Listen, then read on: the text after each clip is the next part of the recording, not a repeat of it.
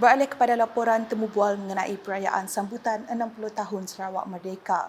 Sejak mendapatkan kemerdekaan pada tahun 1963, dasar-dasar kerajaan Sarawak tidak pernah bersifat ekstremis. Sebaliknya bertujuan untuk kepentingan dan kesejahteraan rakyat tanpa mengabaikan mana-mana kumpulan atau komuniti. Menurut Ahli Dewan Undangan Negeri Adun Kota Sentosa, Wilfred Yap Yausin, setiap dasar yang dikemukakan sejak dulu hingga kini dibuat melalui perundingan dan berdasarkan prinsip kompromi melibatkan semua kaum di Sarawak.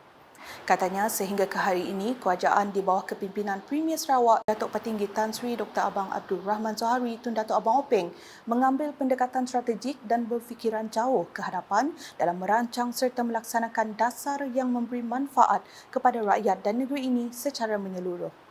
Sehubungan itu, beliau menyuarakan rasa teruja dan bangga sebagai rakyat Sarawak atas pembangunan dan perkembangan signifikan dalam pelbagai bidang ekonomi, sosial serta infrastruktur yang telah dicapai dalam tempoh 60 tahun di bawah kepimpinan pemimpin yang berwibawa. Dan kita dapat lihat selepas Yang Amat Berhormat Premier kita, Datuk Petinggi Abang Johari, bila dia mengambil alih sebagai Ketua Menteri, lepas tu ditukar nama kepada Premier, kita dapat lihat banyak inisiatif dia yang berwawasan. He's the one who started digital economy pada 2018 dan dia juga mengemukakan inisiatif ekonomi hijau, ekonomi digital. You can see that even now the penanaman algae sebagai sumber aviation fuel and penyimpanan carbon storage sebagai sumber pendapatan. So those are very, very modern and very, very futuristic initiative. And saya salute dia lah.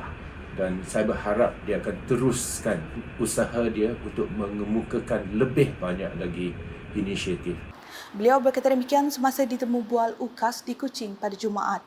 Sementara itu, sebagai wakil rakyat, Wilfred turut menyatakan kebimbangannya mengenai segelintir ahli politik yang menggunakan isu-isu agama untuk mencari sokongan. Mengenai masalah ini, beliau menekankan kesatuan dan nilai perpaduan sebagai kunci untuk pembangunan negeri yang lebih pesat. Masih ada ahli-ahli politik yang cuba nak memperjuangkan hak kaum, menggunakan isu-isu agama untuk mendapat sokongan, mengapi-apikan rakyat untuk kepentingan sendiri, untuk membuat sebagai macam mereka adalah jagoh kaum, jagoh kampung, macam itulah cara macam tu. So I think those kind of perbuatan is not good for our nation as a whole.